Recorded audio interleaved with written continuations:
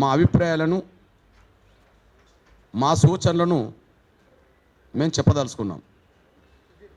వాటిని పరిగణలోకి తీసుకొని ఏదన్నా లోపాలు జరిగితే దాన్ని వెంటనే సరి చేసుకోవడానికి మాత్రం ప్రయత్నం చేయాలని మాత్రం కోరుతున్నా.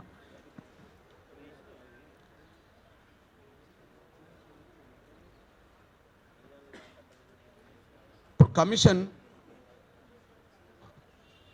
చేసిన సూచనలన్నీ అమలు చేయాలన్నా వద్దా అనేది ప్రభుత్వ నిర్ణయమే కదా. కమిషన్ చేసిన సూచనలన్నీ అమలు చేయాలన్నా వద్దా అనేది నిర్ణయం తీసుకోవాల్సింది క్యాబినెట్ ప్రభుత్వమే కదా. అందుకు సాక్ష్యం షమీం అఖ్తర్ గారి నాయకత్వంలో నియమించబడ్డ కమిషన్ తమ సిఫార్సుల్లో క్రిమిలేయర్ కూడా ఉండాలని అన్నది అనుకోండి, అన్నది కదా. దాన్ని తిరస్కరించింది కదా గవర్నమెంట్, దాన్ని తిరస్కరించింది కదా. అంటే కమిషన్ నివేదికను ఉన్నట్టుగా అమలు చేయడం కంటే ఏదైనా లోపాలు ఉన్నా అవసరం లేదనుకున్నా, ఏదైనా లోపాలు ఉన్నా అవసరం లేదనుకున్నా ఫైనల్ నిర్ణయం తీసుకునేది, లోపాలను సరి చేసుకునే ఫైనల్ నిర్ణయం తీసుకునేది రాష్ట్ర ప్రభుత్వమే. ఇది అవసరం లేదు అనుకున్నది తిరస్కరించేది కూడా ప్రభుత్వమే. దానికి మొదటి ఎగ్జాంపుల్ క్రిమినల్ లేయర్ను మేము ఆమోదించము అని చెప్పింది. అంటే తిరస్కరించే అధికారం ప్రభుత్వానికి ఉన్నదనే విషయం కూడా గుర్తు చేస్తున్నాను. మిగతా విషయాలు నేను సూటిగా ముందుగా మాదిగల గురించి మాట్లాడుతున్నా.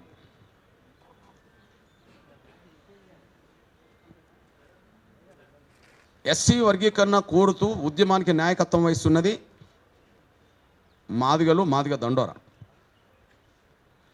అందరికీ న్యాయం జరగాలనే పోరాటం చేస్తున్నా, అగ్రభాగాన నిలబడి పోరాటం చేస్తున్నది మాదిగలు, మాదిగ దండోరా.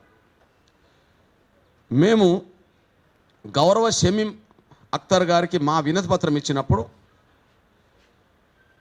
59 కులాల్లో ముందుగా మాదిగల జనాభా ఎంతో దానికి తగ్గట్టే మా వాటా ఉండాలి, మాకు ఎక్కువ వద్దు, మాకు తక్కువ రాకుండా చూడండి. అంటే ఈ 59 కులాల్లో మిగతా ఏ కులానికి దక్కాల్సిన అవకాశాలు మాకు కట్టబెట్టవాకండి. సేమ్ టైం మా జనాభా ఎంతో మా జనాభాకు తగ్గట్టుగా మాత్రమే మా వాటా వచ్చేటట్టు చూడండి. మాది వేరేలకు వెళ్ళకుండా చూడండి. మాకు ఎవరి వాటా వద్దు, మా వాటా ఎవరికి దోసిపెట్టద్దు, మేము ఎవరిది దోసుకోవద్దు, మాది ఎవరిది దోసుకోవద్దు. ఇది ప్రాథమిక సూత్రంగా మేము వినతి పత్రం ఇచ్చాము. అయితే తమ నివేదికలో ఏ రూపంగా చూసినా మాదిగల జనాభా నిష్పత్తి ప్రకారంగా మాకు రావాల్సిన వాటా 10.5 లేదా 11% మాకు రావాలి. మాకు ఇవాళ 9% మాదిగలతో పాటు కొన్ని కులాలు కలిపి 9% ఇచ్చారు. ఇది ఏ ప్రాతిపదికం ఇచ్చారు? వెనుకబాటుతనం ఆధారంగా చూసి 9% డిక్లేర్ చేశారా, లేదా జనాభా పరంగా చూసి 9% డిక్లేర్ చేశారా? వెనుకబాటుతనాన్ని గుర్తించినట్టుగా కనిపించట్లేదు, మా జనాభాకు దగ్గర గుర్తించి ఇచ్చినట్టుగా కనిపించట్లేదు. ఎగ్జాంపుల్,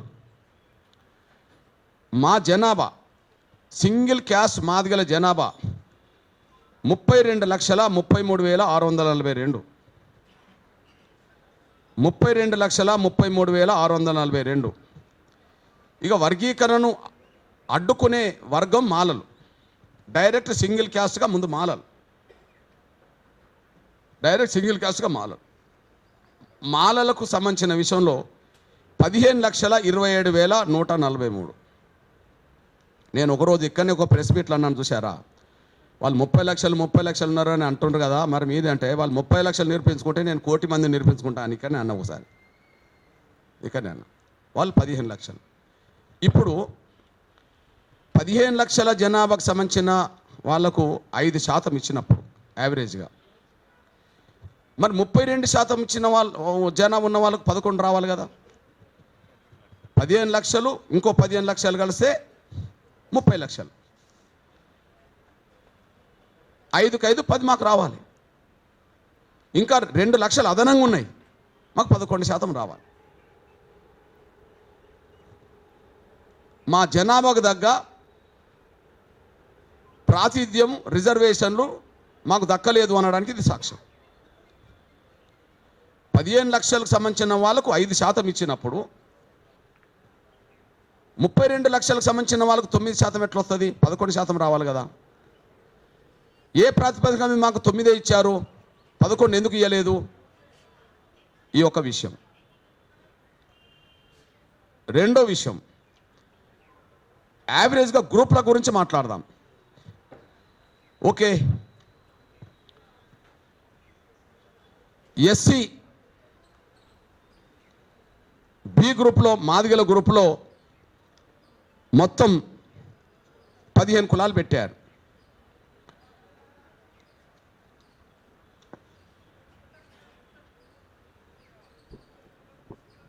మొత్తం 15 కులాలు పెట్టారు. ఏ గ్రూప్లో? మొదటి గ్రూప్లో 15 పెట్టారు, బి గ్రూప్లో 18 పెట్టారు. Group 1, 2 okay. 32,74,377 మంది ఈ గ్రూప్లో. 32,74,000 సంబంధించిన పెట్టేశారు. మొత్తం నంబర్ 3 గ్రూప్లో 17,71,682 పెట్టేశారు. ఈ లెక్క చూసుకున్నా, అంటే సింగిల్ క్యాస్ట్ మాదిగ లెక్క మాల చూసుకున్నా మాకు 11 రావాలి. లేదా కొన్ని గ్రూపులు కల్పించిండు కదా,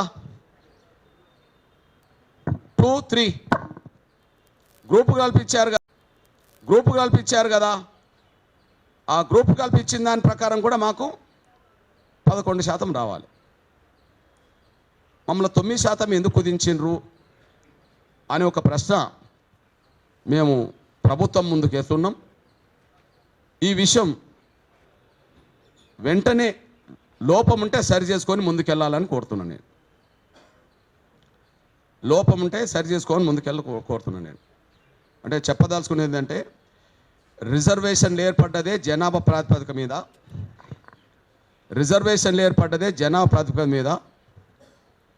ఈ దేశంలో ఏ రాష్ట్రంలో ఉండబడే జనాభాకు అనుగుణంగానే ఆ రాష్ట్రంలో రిజర్వేషన్ల శాతం ఏర్పడ్డది.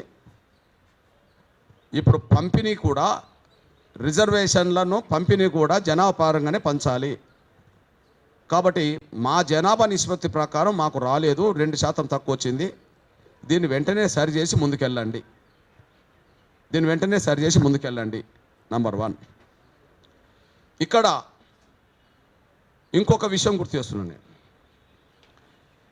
జనాభా కాదు, వెనుకబాటుతనం ఆధారంగా కూడా రిజర్వేషన్లు ఇవ్వాలని, జనాభా కాదు వెనుకబాటుతనం ఆధారంగా కూడా రిజర్వేషన్లు ఇవ్వాలని చెప్పి కమిషన్ సిఫార్సులో ఉన్నది అనుకుంటే అది మొదటి గ్రూప్కు వర్తిస్తుంది.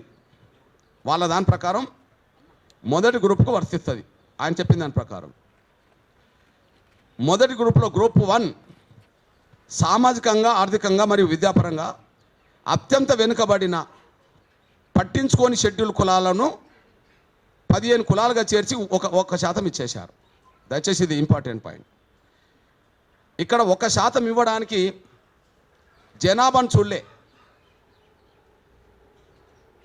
ఇక్కడ 1% వీళ్ళకి ఇవ్వడానికి జనాభాను చూడలే. దయచేసి జనాభాను చూడలే. దానికి సాక్ష్యం ఏంటంటే, టోటల్గా ఇక్కడ 1% ఉన్నది అన్ని కులాలు కలిస్తే 1,71,625.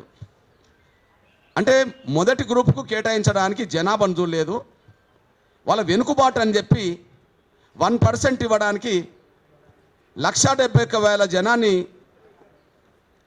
15 కులాలకు సంబంధించిన వాళ్ళని కలిపి 1% ఇచ్చేశారు. ఇక్కడ జనాభా నిష్పత్తి లేదు. ఇక్కడ వాళ్ళ వెనుకబాటును చూశారు. అయితే ఈ వెనుకబాటు నిజమే అవుతే ఆ రీత్యా మాకు కూడా వర్తించాలి కదా, మేము వెనుకబడిపోయిన వాళ్ళమే కదా. మరి ఈ వెనుకబాటు నిజమవుతే మా వెనుకబాటు నిజమే.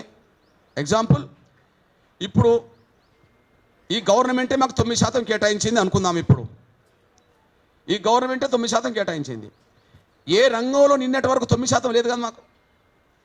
విద్యారంగంలో, ఉద్యోగ రంగంలో, రాజకీయ రంగంలో, ఏ రంగంలో మా షేర్ 9% రాలేదు కదా. 4, 5, 3% వచ్చింది అనుకో, మేము వెనుకబడ్డట్టే కదా. మొదటి గ్రూపు వెనుకబడ్డదని చెప్పి 171,000కు ఒక 1% ఇచ్చినప్పుడు ఆ నిష్పత్తిలో మేము కూడా నష్టపోయిన వర్గమే కదా. పోనీ 171 కాదు, దాన్ని డబల్ చేసి 3,40,000 అని ఇవ్వాలి కదా. దాన్ని డబల్ చేసి 3,40,000 ఇవ్వాలి కదా. 3,40,000 ఇచ్చినా మాకు 11% వస్తుంది. మొదటి గ్రూపుకు అన్ని రకాలుగా వెనుకబాటాన్ని మీరు గుర్తించి జనాభా లేకపోయినా 2 లక్షల లోపలకు 1% ఇచ్చారు. ఓకే, మేము జనాభా ఉన్నాం, మీరు దాని ప్రకారం ఇవ్వలే. మా వెనుకబాటు ఉన్నది కమిషన్ నివేదికలు సాక్ష్యం. 10% ఉండి 5% పొందడం అంటే 5% మేము కోల్పోయిన వాళ్ళం కదా, నష్టపోయిన వాళ్ళమే కదా. మరి మా వెనుకబాటును చూస్తే వాళ్ళకు 171,000కు ఒక 1% ఇచ్చిన మాకు 3 లక్షలకి ఇవ్వండి, 3,40,000కి ఇవ్వండి, మాకు 11% వస్తుంది. జనాభా చూసినా మా వెనుకబాటు చూసినా మా 11% మాకు వస్తుంది. నెంబర్ 3, ఇక్కడ కమిషన్ ఏదో రకంగా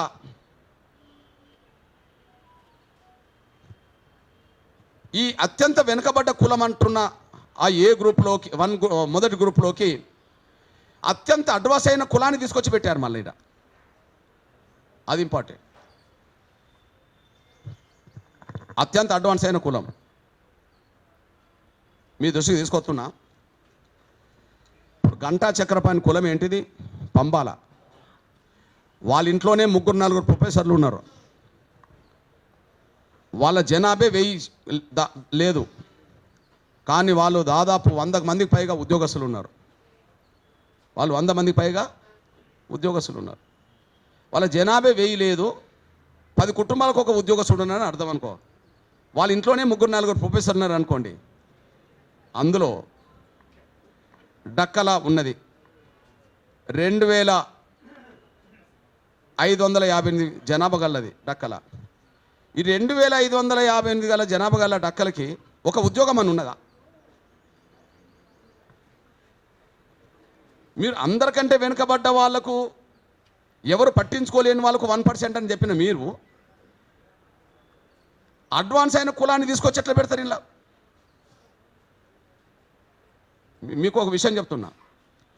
ఇదే గంటా చక్రపాణి మాలలుగా అందరినీ ఆర్గనైజ్ చేయడానికి ఇంటర్నెట్ ప్రయత్నం చేసిండు, కానీ వాళ్ళ సొంత కులస్తులకు ఫోన్ల ద్వారా ఏం చెప్పిండంటే, మనం మాలల్లో పోవద్దు, మాలల్లో పోతే మనకు అవకాశాలు రానివ్వరు, మనం ఏ గ్రూపు కోరుకుందాము అందులో నేను చేర్పిస్తా, ఓకే మీరు పంపాలని రాసుకోండి అని చెప్పి అందరిని గైడ్ చేశాడు.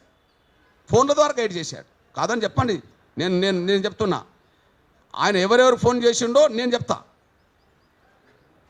ఆయన మాల కింద వచ్చాడు కదా.